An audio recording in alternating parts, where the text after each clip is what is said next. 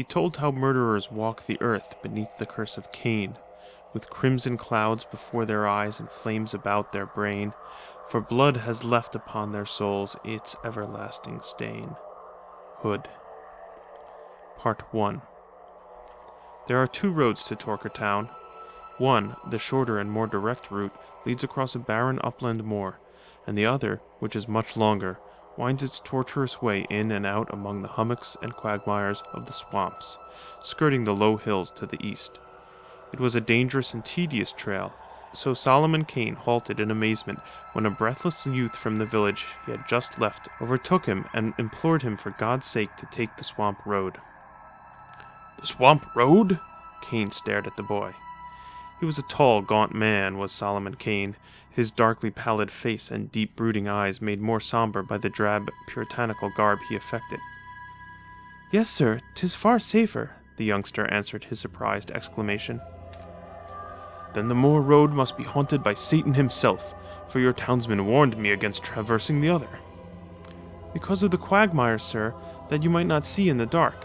You had better return to the village and continue your journey in the morning, sir." "Taking the swamp road?" "Yes, sir."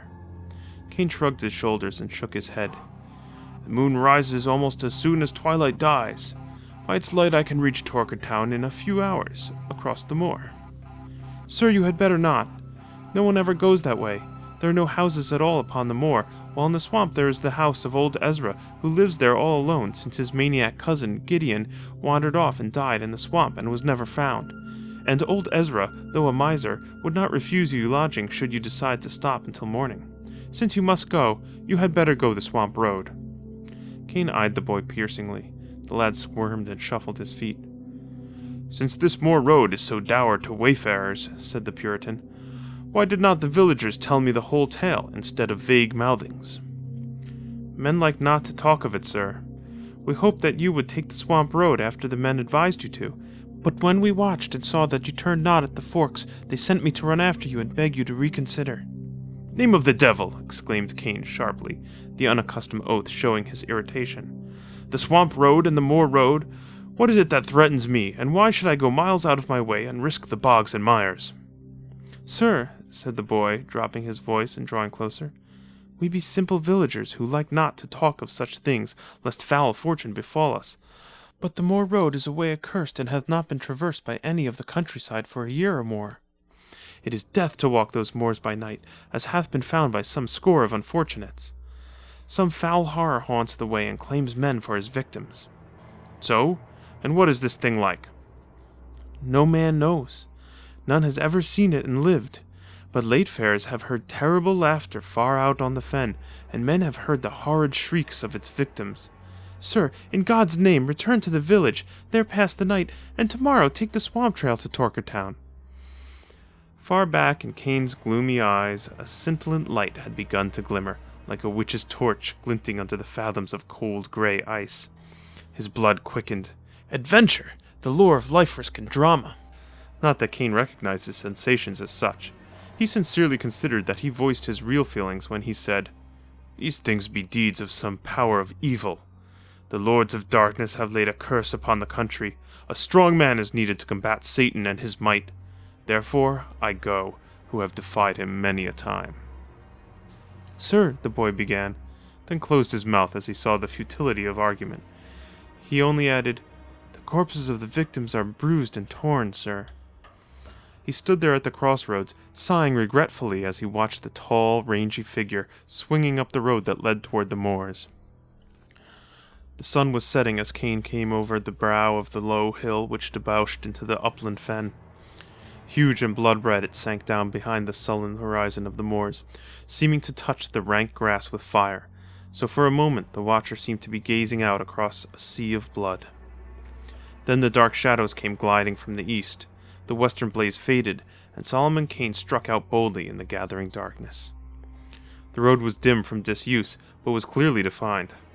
Kane went swiftly but warily, sword and pistols at hand. Stars blinked out, and night winds whispered among the grass like weeping specters. The moon began to rise, lean and haggard, like a skull among the stars. Then suddenly Kane stopped short.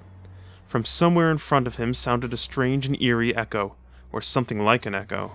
Again, this time louder. Kane started forward again. Were his senses deceiving him? No! Far out there pealed a whisper of frightful laughter, and again, closer this time. No human being ever laughed like that. There was no mirth in it, only hatred and horror and soul-destroying terror. Kane halted. He was not afraid, but for the second he was almost unnerved. Then, stabbing through that awesome laughter, came the sound of a scream that was undoubtedly human. Kane started forward, increasing his gait. He cursed the elusive lights and flickering shadows which veiled the moor in the rising moon and made accurate sight impossible. The laughter continued, growing louder, as did the screams. Then sounded faintly the drum of frantic human feet. Kane broke into a run. Some human was being hunted to his death out there on the fen, and by what manner of horror God alone knew. The sound of the flying feet halted abruptly, and the screaming rose unbearably, mingled with other sounds unnameable and hideous. Evidently the man had been overtaken, and Kane, his flesh crawling, visualized some ghastly fiend of the darkness crouching on the back of its victim, crouching and tearing. Then the noise of a terrible and short struggle came clearly through the abysmal silence of the fen, and the footfalls began again, but stumbling and uneven. The screaming continued, but with a gasping gurgle. The sweat stood cold on Kane's forehead and body. This was heaping horror on horror in an intolerable manner. God, for a moment's clear light! The frightful drama was being enacted within a very short distance of him, to judge by the ease with which the sound reached him. But this hellish half-light veiled all in shifting shadows, so that the moors appeared a haze of blurred illusions, and stunted trees and bushes seemed like giants. Kane shouted, striving to increase the speed of his advance. The shrieks of the unknown broke into a hideous shrill squealing. Again there was the sound of a struggle, and then from the shadows of the tall grass a thing came reeling. A thing that had once been a man, a gore-covered, frightful thing that fell at Kane's feet, and writhed and groveled, and raised its terrible face to the rising moon, and gibbered and yammered, and fell down again and died in its own blood.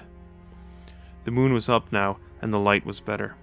Kane bent above the body, which lay stark in its unnameable mutilation, and he shuddered, a rare thing for him who had seen the deeds of the Spanish Inquisition and the witch-finders. Some wayfarer, he supposed. Then, like a hand of ice on his spine, he was aware that he was not alone. He looked up, his cold eyes piercing the shadows whence the dead man had staggered. He saw nothing, but he knew, he felt, that other eyes gave back his stare, terrible eyes not of this earth. He straightened and drew a pistol, waiting. The moonlight spread like a lake of pale blood over the moor, and trees and grasses took on their proper sizes. The shadows melted, and Kane saw! At first he thought it only a shadow of mist, a wisp of moor fog that swayed in the tall grass before him. He gazed. More illusion, he thought. Then the thing began to take on shape, vague and indistinct. Two hideous eyes flamed at him, eyes which held all the stark horror which has been the heritage of man since the fearful dawn ages, eyes frightful and insane, with an insanity transcending earthly insanity. The form of the thing was misty and vague, a brain-shattering travesty on the human form, like, yet horribly unlike. The grass and bushes beyond showed clearly through it. Kane felt the blood pound in his temples, yet he was cold as ice. How such an unstable being as that which wavered before him could harm a man in a physical way was more than he could understand, yet the red horror at his feet gave mute testimony that the fiend could act with terrible material effect. Of one thing Kane was sure. There would be no hunting of him across the dreary moors, no screaming and fleeing to be dragged down again and again. If he must die, he would die in his tracks, his wounds in front. Now a vague and grisly mouth gaped wide, and the demonic laughter again shrieked out, soul-shaking in its nearness. And in the midst of that threat of doom, Kane deliberately leveled his long pistol and fired. A maniacal yell of rage and mockery answered the report, and the thing came at him like a flying sheet of smoke, long shadowy arms stretched to drag him down. Kane, moving with the dynamic speed of a famished wolf, fired the second pistol with as little effect, snatched his long rapier from its sheath, and thrust into the center of the misty attacker. The blade sang as it passed clear through, encountering no solid resistance, and Kane felt icy fingers grip his limbs, bestial talons tear his garments and the skin beneath. He dropped the useless sword and sought to grapple with his foe.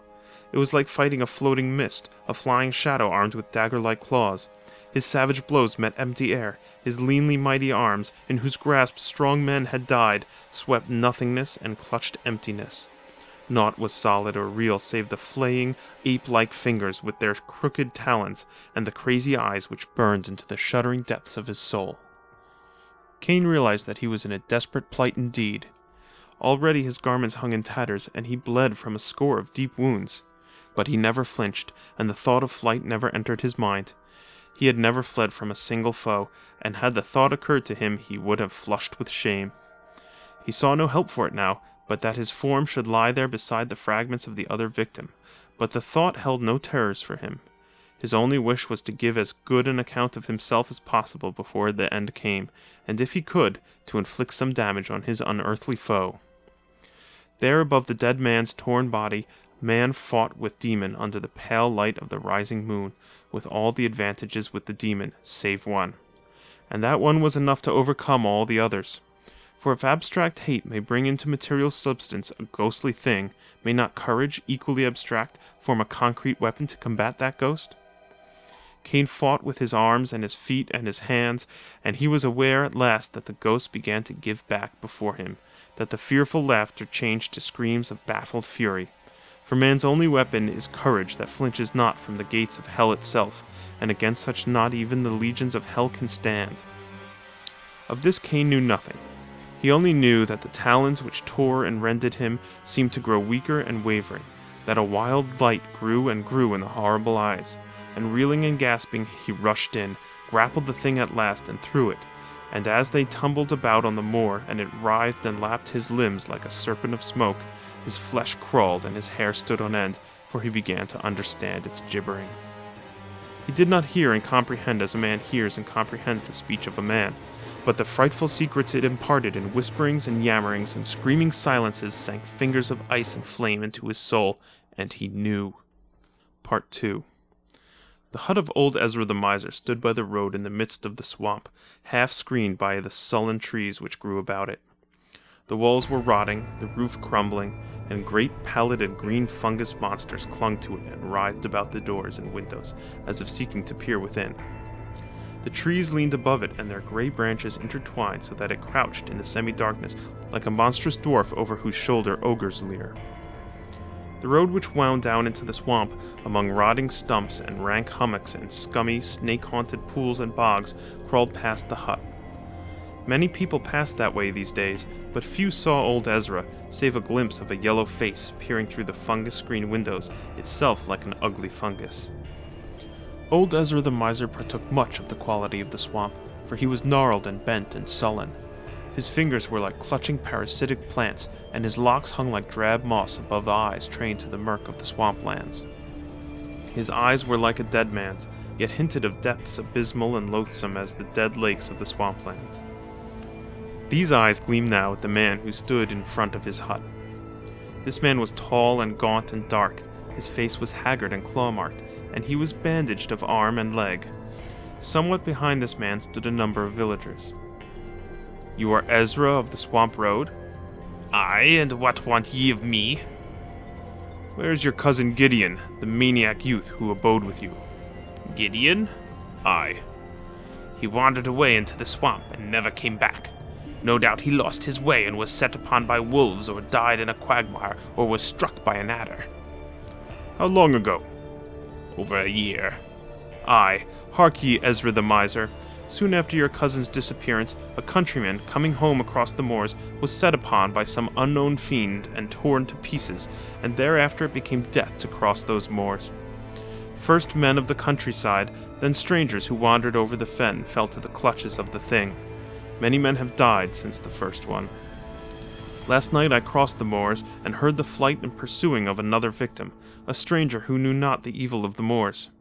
Ezra the miser, it was a fearful thing, for the wretch twice broke from the fiend, terribly wounded, and each time the demon caught and dragged him down again. And at last he fell dead at my very feet, done to death in a manner that would freeze the statue of a saint." The villagers moved restlessly and murmured fearfully to each other, and old Ezra's eyes shifted furtively. Yet the somber expression of Solomon Kane never altered, and his condor-like stare seemed to transfix the miser. Aye, muttered old Ezra hurriedly. A bad thing. Yet why do you tell this thing to me? Aye, a sad thing. Hearken further, Ezra. The fiend came out over the shadows, and I fought with it, over the body of its victim. Aye, how I overcame it, I know not, for the battle was hard and long.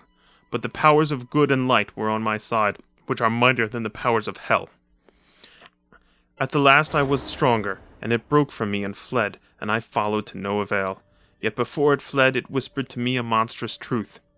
Old Ezra started, stared wildly, seeming to shrink into himself. Nay, why tell me this? He muttered. I returned to the village and told my tale, said Kane, for I knew that now I had the power to rid the moors of its curse forever. Ezra, come with us. Where? Gasped the miser. To the rotting oak on the moors. Ezra reeled as though struck.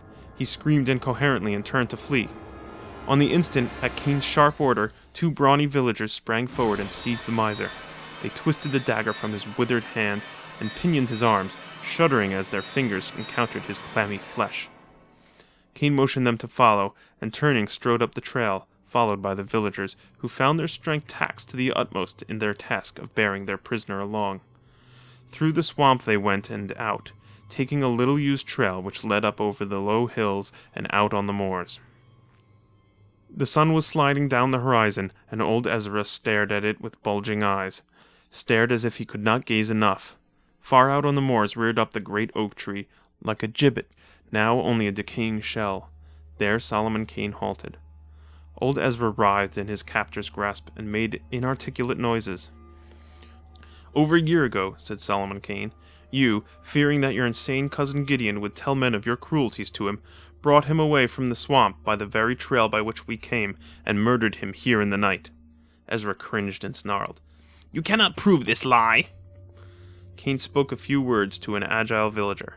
The youth clambered up the rotting bole of the tree, and from a crevice high up dragged something that fell with a clatter at the feet of the miser. Ezra went limp with a terrible shriek. The object was a man's skeleton, the skull cleft. You? How knew you this? You are Satan, gibbered old Ezra. The thing I fought last night told me this thing as we reeled in battle, and I followed it to this tree, for the fiend is Gideon's ghost. Ezra shrieked again and fought savagely. You knew, said Kane somberly. You knew what thing did these deeds. You feared the ghost of the maniac, and that is why you chose to leave his body on the fen instead of concealing it in the swamp, for you knew the ghost would haunt the place of his death. He was insane in life, and in death he did not know where to find his slayer, else he had come to you in your hut. He hates no man but you, but his mazed spirit cannot tell one man from another, and he slays all, lest he let his killer escape. Yet he will know you and rest in peace forever after. Hate hath made of his ghost a solid thing that can rend and slay, and though he feared you terribly in life, in death he fears you not. Kane halted. He glanced at the sun. All this I had from Gideon's ghost, in his yammerings and his whisperings and his shrieking silences. Naught but your death will lay that ghost. Ezra listened in breathless silence, and Kane pronounced the words of his doom. A hard thing it is, said Kane somberly, to sentence a man to death in cold blood, and in such a manner as I have in mind. But you must die that others may live, and God knoweth you deserve death. You shall not die by noose, bullet, or sword, but at the talons of him you slew, for naught else will satiate him. At these words Ezra's brain shattered. His knees gave way, and he fell groveling and screaming for death, begging them to burn him at the stake, to flay him alive. Kane's face was set like death, and the villagers, the fear rousing their cruelty, bound the screaming wretch to the oak tree, and one of them bade him make his peace with God. But Ezra made no answer, shrieking in a high, shrill voice with unbearable monotony.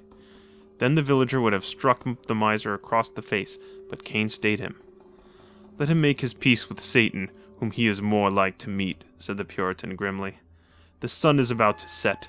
Loose his cords so that he may work loose by dark, since it is better to meet death free and unshackled than bound like a sacrifice. As they turned to leave him, Old Ezra yammered and gibbered unhuman sounds, and then fell silent, staring at the sun with terrible intensity. They walked across the fen, and Cain flung a last look at the grotesque form bound to the tree, seeming in the uncertain light like a great fungus growing to the bole. And suddenly the miser screamed hideously, "Death! Death! There are skulls in the stars!" Life was good to him, though he was gnarled and churlish and evil, Cain sighed. Mayhap God has a place for such souls where fire and sacrifice may cleanse them of their dross, as fire cleanses the forest of fungus things. Yet my heart is heavy within me. "Nay, sir," one of the villagers spoke, "you have done but the will of God, and good alone shall come of this night's deed." "Nay," answered Cain heavily, "I know not, I know not." The sun had gone down, and night spread with amazing swiftness, as if great shadows came rushing down from unknown voids to cloak the world with hurrying darkness. Through the thick night came a weird echo, and the men halted and looked back the way they had come. Nothing could be seen. The moor was an ocean of shadows, and the tall grass about them bent in long waves before the faint wind, breaking the deathly stillness with breathless murmurings. Then far away the red disk of the moon rose over the fen, and for an instant a grim silhouette was etched blackly against it. A shape came flying across the face of the moon, a bent, grotesque thing whose feet seemed scarcely to touch the earth, and close behind came a thing like a flying shadow, a nameless, shapeless horror. A moment the racing twain stood out boldly against the moon. Then they merged into one unnameable formless mass and vanished in the shadows. Far across the fen sounded a single shriek of terrible laughter.